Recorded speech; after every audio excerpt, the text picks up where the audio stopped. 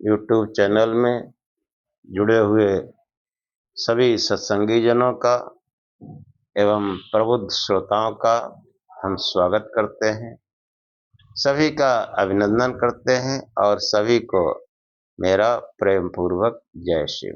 जय शिव। पिछले आख्यान में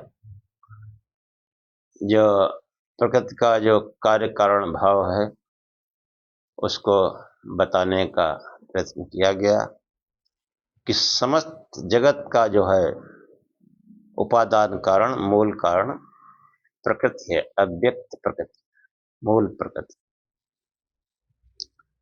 और इसके अनंतर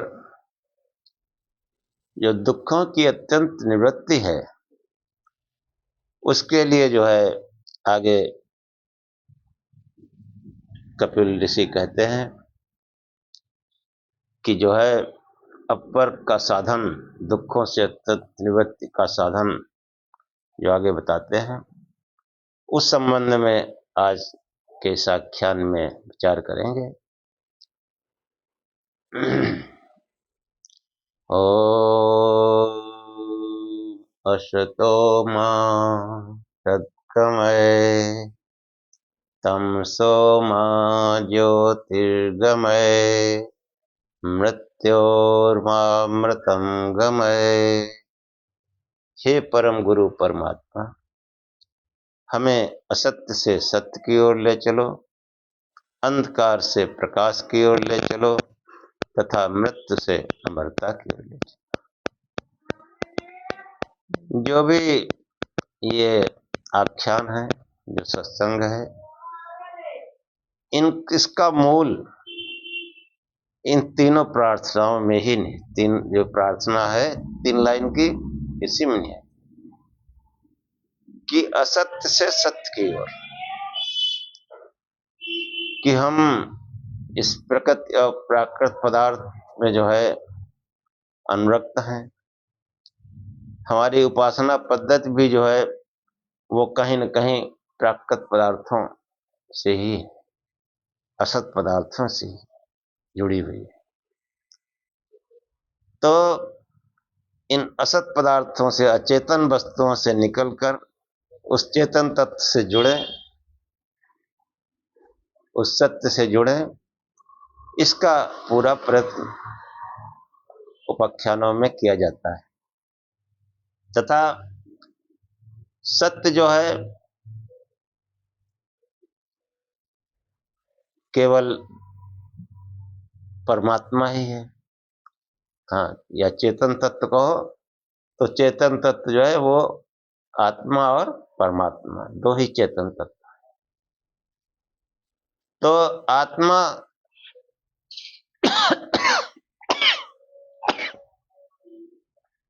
आत्मा का संबंध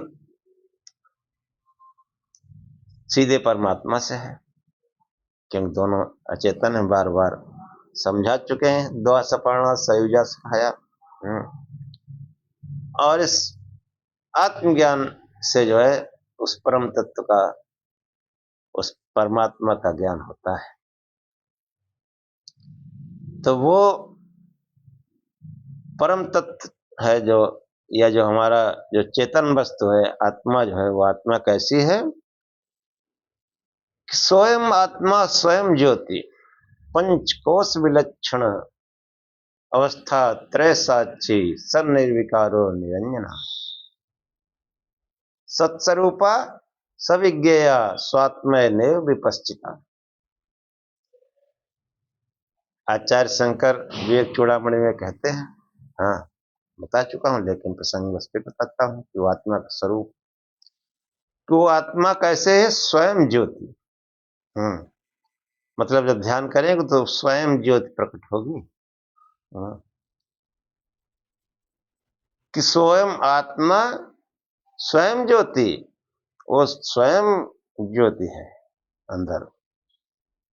हाँ, वो जो है कैसी ज्योति है, कैसी अग्नि है? वो भौतिक अग्नि नहीं, अभौतिक है। देखने में तो ऐसे लगेगा लेकिन है वो अभौतिक। मतलब वो जो है उसमें न कोई धुआं है, न उसमें कोई तपिश है। वो आनंददायी है। और वो जो है पंचकोश विलक्षण, जो पंचकोश है इनसे वो विलक्षण है।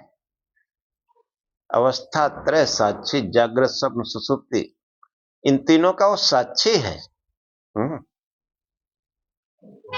जागृत स्वप्न सुषुप्ति, रचना पालन संहार, इनका सब वो साक्षी है। साक्षी दृष्टा है वो। हाँ, दृष्टा है, दृष्टि बनाए हुए, इसीलिए तो नियंत्रण है उसका, नियंता है वो। और जो इन तीनों अवस्थाओं में जो कुछ है वो क्या है? वो प्रकृति है। तो हम प्रकृति की उपासना में लगे हुए हैं, यही समझना है। सांख्य शास्त्र जो है वो यही निर्देश करता है कि वो चेतन तत्व जो है उसी के ज्ञान से त्रिविध दुखों की अत्यंत निवृत्ति होगी। हाँ, ये जो अचेतन है, मूल प्रकृति से लेकर पंच महाभूत तक, ये सब अचेतन वस्तु है। और ये अचेतन मतलब ये जितने भी हैं करण, ज्ञानेन्द्रियां, कर्मेंद्रियां, मन और ये पंच महाभूत, इनको सबको विकार कहा गया, विकार। और परमात्मा कैसा है? विकार रहित है। हाँ, वो जो है विकार रहित है, वो दृष्टा है, कुछ करता नहीं, लेकिन वो नियंत्रण करता है, सब पर नियंत्रण करता है। उस परम तत्व के ज्ञान के लिए ये जो है इस शास्त्र का जो है बखान है। और उस परम तत्व का ज्ञान विवेक के द्वारा ही हो सकता है, विवेक के द्वारा। और कैसा विवेक? पहले तो हमको वृत्त्यात्मक ज्ञान होता है, तो वृत्त्यात्मक ज्ञान जो है वो वास्तविक ज्ञान नहीं होता। इसलिए जब वृत्तियों का निरोध हो जाता है तब जो विवेक ज्ञान होता है, तब जो उस चेतन तत्व से हम जुड़ते हैं, वो वास्तविक ज्ञान होता है।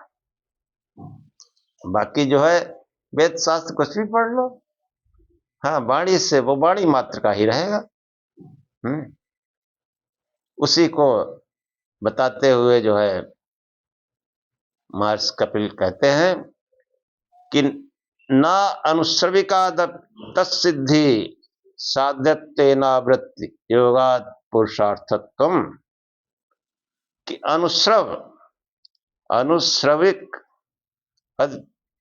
अनुश्रविक का दपि, कि जो है केवल यज्ञ आदि वैदिक कर्म से न तत्सिद्धि, उस अपर की सिद्धि नहीं है। कि जो है वेद में प्रतिपादित केवल यज्ञ आदि कर्म के अनुष्ठान से अपर की सिद्धि नहीं होती है, क्योंकि यज्ञ आदि जो है वो किसी न किसी विशेष कामना से किए जाते हैं। ये अनुष्ठान उस कामना को पूरा करने के लिए भोग सामग्री जो है प्रस्तुत करते हैं। कामनाएं जहां तक वहां तक भोग सामग्री ही तो है। कि प्राप्ति के लिए वो जो है भोग सामग्री प्रस्तुत करने में सहायक होते हैं। इसलिए ये सब भोग प्राप्ति के ही अंश हैं। जितने भी यज्ञयागाद हैं। और जब ये अनुष्ठान निष्काम भाव से किए जाते हैं तब भोग साधन होने के अतिरिक्त ये अंतःकरण की शुद्धि में भी सहायक, कि भोग सामग्री भी और अंतःकरण की शुद्धि उसमें भी सहायक होते हैं, जो प्रकृति और पुरुष के विवेक ज्ञान में उपयोगी, हाँ उपयोगी है, उपयोगी नहीं अत्यंत उपयोगी है, कोई बिना कामना के जब काम करता है। इसीलिए उपनिषद में जो है तेन त्यक्तेन भुज्जी था माँ ग्रह कस्य, संसार में जो भी पदार्थ है, जो भी वस्तु है, उसका त्याग पूर्वक भोग कर, और किसी दूसरे के धन का लालच न करो। ये जो है, ये भावना जो है जब होती है तो वो विवेक ज्ञान में उपयोगी होती है। इस प्रकार कामना की भावना से जो है अनुष्ठान यज्ञ जो साध्य अर्थात सांसारिक सुसाधनों के समान होने से बार बार अनुष्ठाता की आवृत्ति के प्रयोजक होते हैं। हाँ, तो कामना को लेकर, कोई इच्छा लेकर, कोई मनौती मानकर जो है जो यज्ञ किए जाते हैं, तो वो जो है कामना जिंदगी और यज्ञ करते रहे तो यज्ञ का फल मिलेगा, तो फल के लिए फिर दूसरा जन्म लेना पड़ेगा। इस जीवन में नहीं पूरे हो पाए, अगले जन्म में भोगना ही पड़ेगा। यही बात बताई गई कि जो है बार बार संसार में अनुष्ठाता की आवृत्ति के प्रयोजक, जब बार बार संसार में जन्म मृत्यु होगा तो सुख दुख भी होंगे, दुखों से अत्यंत निवृत्ति नहीं हो सकती है। ये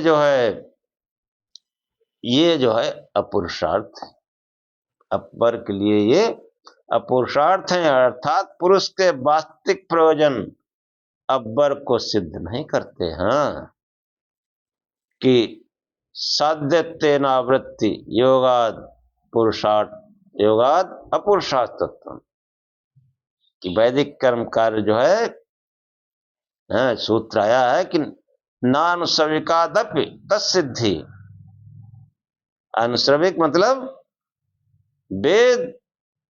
वैदिक कर्म से उस अब्बर की सिद्धि नहीं होती है।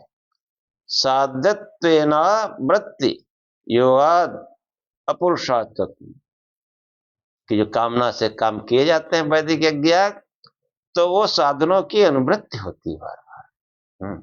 जो पुण्य कर्म कर रहे हैं उसके जो है वो साधन मिलेंगे, आपको भोग साधन मिलेंगे, बार बार मिलेंगे, बार बार आपको शरीर धारण करने पड़ेगा और बार बार जो है दुख भी झेलना पड़ेगा, सुख दुख आएंगे।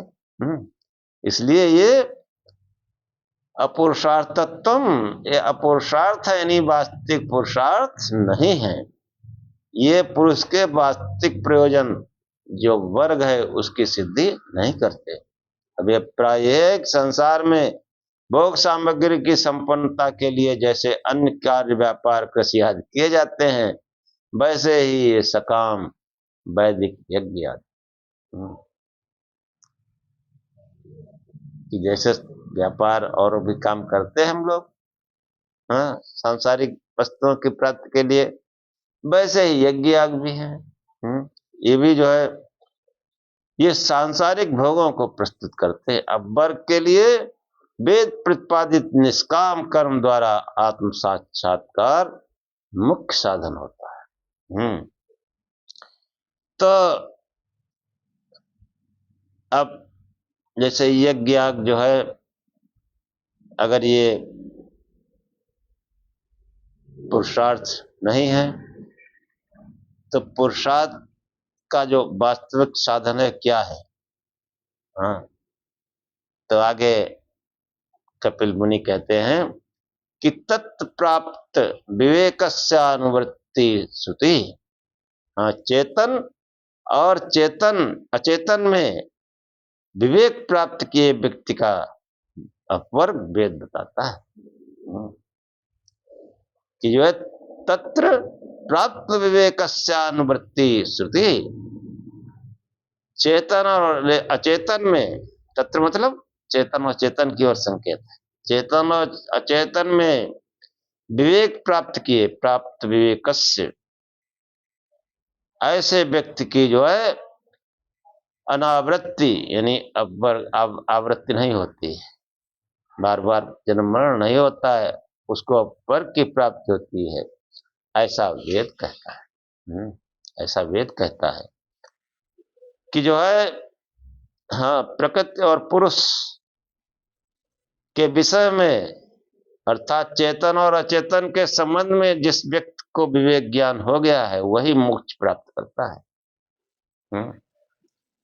तो पहले तो हम ये सांसारिक बौद्धिक स्तर से तो चेतन और चेतन का भेद समझें कि हम जो उपासना कर रहे हैं, चलो सांसारिक पदार्थों से लगाव है, वो तो हमारे जीवनचर्या में काम आते हैं, लेकिन जो उपासना कर रहे हैं वो सब भी तो वही शरीरधारी हैं, जन्म मृत्यु वाले हैं, बचपना जवानी बुढ़ापा वाले हैं।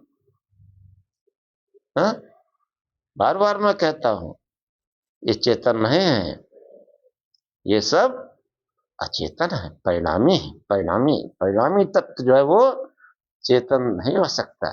चेतन तत्व हमेशा अपरिणामी है, उसमें कोई परिणाम नहीं होता, कोई बदलाव नहीं होता है। और उसको ऐसे समझ लो कि आपके अंदर जो आत्मा है, जो जीव है, क्या जीव कभी बुढ़ा होता है, या जीव बचपना था उस पे कभी, या कभी जवानी आई उस पे? ये बचपना, जवानी, बुढ़ापा, जन्म मृत्यु, ये सब शरीर के धर्म है, उस आत्मा में जो है धर्म कहां से है? तो जो भी शरीरधारी है, जिसका जन्म हुआ है, जो अंग प्रत्यंगों वाला है, कहां तक समझाया जाए, वो सब अचेतन है, वो उपासना की योग्य नहीं है, ऐसे समझो। उपासना की योग्य नहीं है, ऐसे समझो। और ये हमको विचार करना है कि चेतन और अचेतन, इनमें हमको भेद करना है। हाँ, कि चेतन वस्तु क्या है और अचेतन वस्तु क्या है। देखो, इस पिंड में जो आत्मा है वो इन तीनों अवस्थाओं का साक्षी है। स्वयं आत्मा, स्वयं जो पंचकोश विलक्षणा अवस्था त्रय साक्षी है। हम जागृत, स्वप्न, सुसुप्ति, तीनों क्रियाएं हमारे अंदर प्रतिदिन होती है, और वो आत्म तत्व जो है वो थोड़ा सोता है, वो तो साक्षी के रूप में रहता है। ये है कि जागृत अवस्था में वो जागृत स्थान में आ बैठता है, स्वप्न अवस्था में स्वप्न स्थान में आ बैठता है, और सुसुप्ति अवस्था में उसका सुसुप्ति स्थान होता है। अवस्थाएं जो है शरीर की होती है, उस आत्मा की नहीं। हाँ, आत्मा जो है उस अवस्था में कार्य करने लगता है। ऐसे समझा जाएगा। हाँ, उसकी प्रेरणा से सब कार्य होते हैं, प्रेरणा, प्रेरक। वो आत्मा थोड़े कुछ कहता है, वो रोटी थोड़े खाता है, उसकी प्रेरणा से जो है इस मन को, इस बुद्धि को भूख लगती है, और हाँ, वो सभी कार्य ऐसे होते हैं। एक तो उदाहरण है, इन बातों को बहुत गहनता से विचार करिए, चेतन और अचेतन के अंतर को समझिए, भेद को समझिए। ये विवेक ज्ञान की प्रारंभिक अवस्था है कि हम बौद्धिक रूप से पहले चेतन और अचेतन के भेद को समझें, और फिर उस चेतन तत्व के उपासना से, उसके मनन चिंतन से, निध्यासन से धीरे धीरे जो वास्तविक विवेक है, हाँ, वास्तविक विवेक समाधि के द्वारा होता है। जब इस प्रकार का मनन चिंतन होगा तो वास्तविक विवेक भी होगा। लेकिन जब उस मार्ग पर हम चले ही नहीं, जब हम अचेतन में ही घुसे पड़े हैं, अचेतन में ही लिप्त हैं, जन्म मृत्यु वाले में ही चिपके पड़े हैं, तो अभी उस मार्ग पर चले ही नहीं, अब वर्ग की क्या बात करते हैं।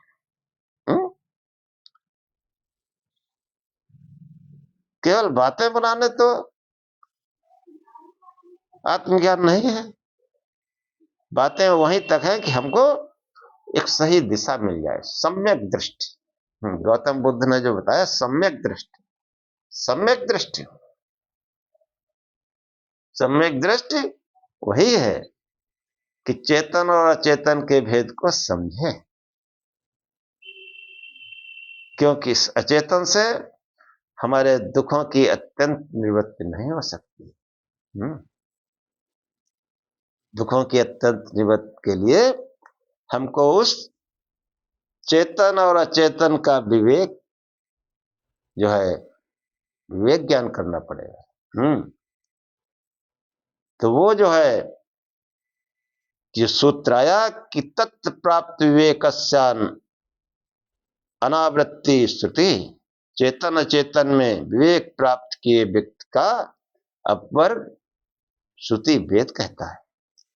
प्रकृत पुरुष के विषय में अर्थात चेतन और अचेतन के संबंध में जिस व्यक्ति का विवेक ज्ञान हो गया है वही मोक्ष प्राप्त करता है, ऐसा वेद ने प्रतिपादित किया है। हाँ, ये जो है अनावृत्ति, अनावृत्ति मतलब बार बार आवृत्ति होना, जन्म मृत्यु होना। आवृत्ति मतलब बार बार आना, अनावृत्ति मतलब आना जाना, जन्म मरण बंद। ये जो है, ये अनावृत्ति जो है, ये अपर का ही सूचक है। जो सूत्र में अनावृत्ति आई है, ये अपर का सूचक है। सांसारिक कार्यों का अनुष्ठान करता हुआ कोई भी व्यक्ति अविरत आवर्तमान जन्म मरण के बंधन में पड़ा रहता है। इस जन्म बंधन से जो है वो नहीं छूट सकता है। हाँ, सांसारिक कार्यों का चाहे यज्ञ हो या और भौतिक धनार्जन हो, इनसे जो है वो जन्म मरण के बंधन में पड़ा रहता है। परंतु प्रकृत पुरुष का विवेक साक्षात्कार होने पर वह अतिशय काल के लिए अहर्निश आवर्तमान इस जन्म मरण की परंपरा से छुटकारा पा जाता है। इसी कारण सूत्र में अब्बर की इस अवस्था को अनावृत पद से कहा गया है। चेतन और अचेतन का विवेक ज्ञान आत्मा को इस स्थिति में पहुंचाता है। वेदों में इसका वर्णन है, देखो कैसा वर्णन है, पहले भी सुना चुके हैं मंत्र, फिर सुन लीजिए कि वेदाहमेतं पुरुषं महान्तं आदित्यवर्णं तमसः परस्तात् तमे विदित्वा अतिमृत्युमेति नान्या पंथा विदते नाय। इस जन्म मरण से सदा के लिए प्रयाण करने का जो है कोई दूसरा मार्ग नहीं है। वेदाहमेतं पुरुषं महान्तं आदित्यवर्णं तमसा पुरस्तात्। तमस, यहाँ तमस मतलब अचेतन प्रकृति से भिन्न प्रकाश स्वरूप चेतन आत्मा को मैंने जान लिया है। वेदाहमेतं पुरुषं महान्तं, उस महान पुरुष को, पुरुष, पुरुष शब्द जो है सांख्य में चेतन तत्व के लिए आया है, जीवात्मा और परमात्मा के लिए। तो उस महान चेतन तत्व, उस पुरुष को जो है ऋषि कहते हैं मैंने जान लिया है। उसे जानकर ही जन्म मरण के बंधन से छुटकारा होता है। जो अचेतन प्रकृति से तमसा परस्तात्, उस अचेतन प्रकृति से अत्यंत परे है। और कैसा है? आदित्य वर्णम यानी प्रकाश स्वरूप चेतनात्मा। और जो है तमे वित्वा मृत्यु में थी, उसको जानकर ही ये मनुष्य जन्म मरण रूपी बंधन से छुटकारा पाता है। अब वर्ग के लिए इसके अतिरिक्त कोई अन्य मार्ग नहीं है। नान्या पंथा विदिते न। इस प्रकार वेद प्रतिपादित आत्मज्ञान अर्थात अचेतन से भिन्न चेतन का साक्षात्कार ज्ञान अब वर्ग का साधन है। यही यही सोचना है कि हम अचेतन में घुसे पड़े हैं कि चेतन में। तो वो जो है, जो परमात्मा का जो स्वरूप है,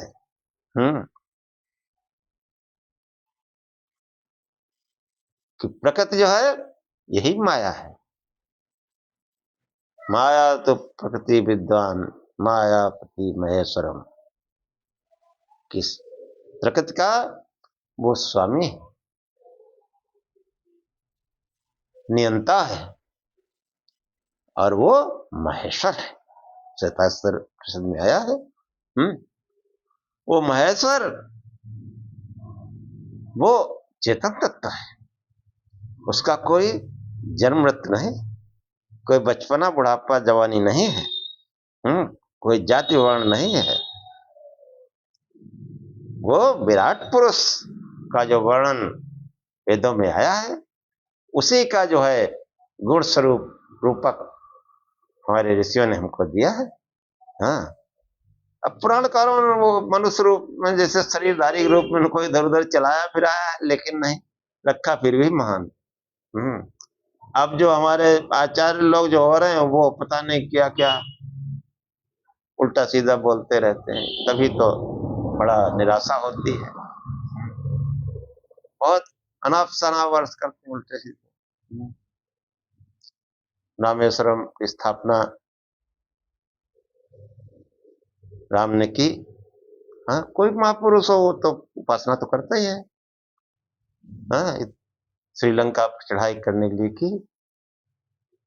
वो आचार्य कहते हैं आजकल के रामस्य ईश्वर स्वरामेश्वर, कि राम है जी ईश्वर जिनका, ऐसे ऐसे उल्टा सीधा अर्थ करते हैं। राम है ईश्वर जिनका वो है रामेश्वर। ऐसे सिद्धेश्वर होगा तो कहें सिद्ध है ईश्वर जिनका वो है सिद्धेश्वर। हमारे लखनऊ में कलेक्टेश्वर मंदिर है तो ही उसका अर्थ फिर ये निकलेगा कि कलेक्टर है ईश्वर जिनका वो है कलेक्टेश्वर। क्या उल्टा सीधा अर्थ करते हैं। वो तो बहुत गुस्सा आता है। खा खा के पले हुए सीधे बैठा नहीं जाता, चला नहीं जाता। अपने को जो है जगत गुरु घोषित कर रखा है। इसीलिए ये जो है बहुत ही विचारणीय विषय है। और इसीलिए जो है हमारे प्रेरणा स्रोत बाबूजी ने कहा नहीं, ये गुरु परंपरा आज के लिए ठीक नहीं है।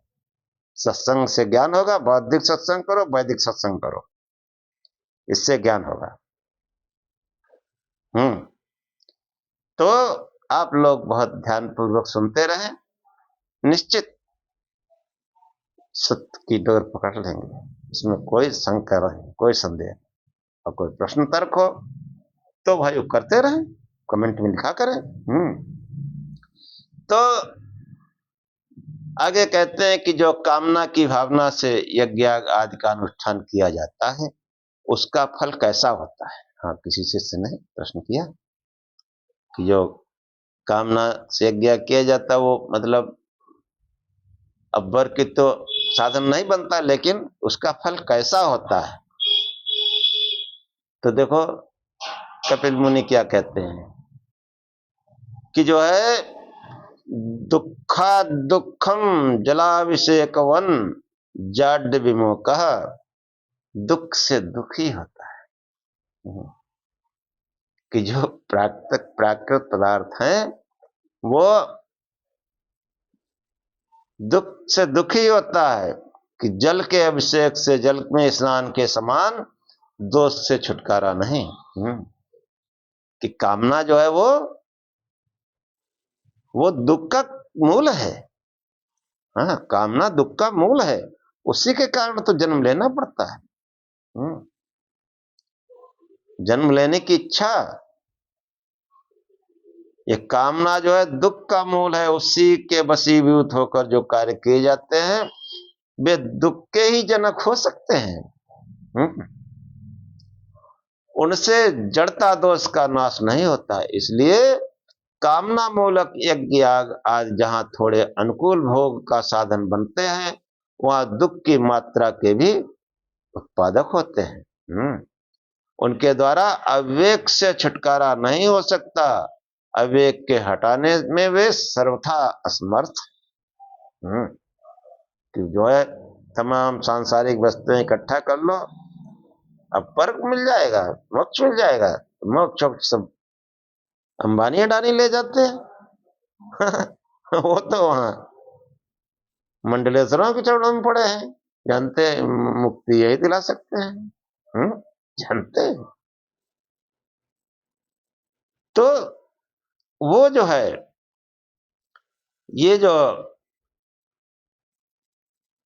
जो भी सांसारिक कामनाएं, सांसारिक पदार्थ हैं, वो अविवेक घटाने में सर्वदा असमर्थ है। जैसे शीत से अर्थ व्यक्ति शीतल जल में स्नान करने पर शीत जन्य दुख से छुटकारा नहीं पा सकता, उसका वो दुख बना ही रहेगा। हाँ, कोई ठंडा गया हो, जड़ा गया हो, उसको पानी से नहला दो तो कैसे जो है उसका दुख दूर होगा।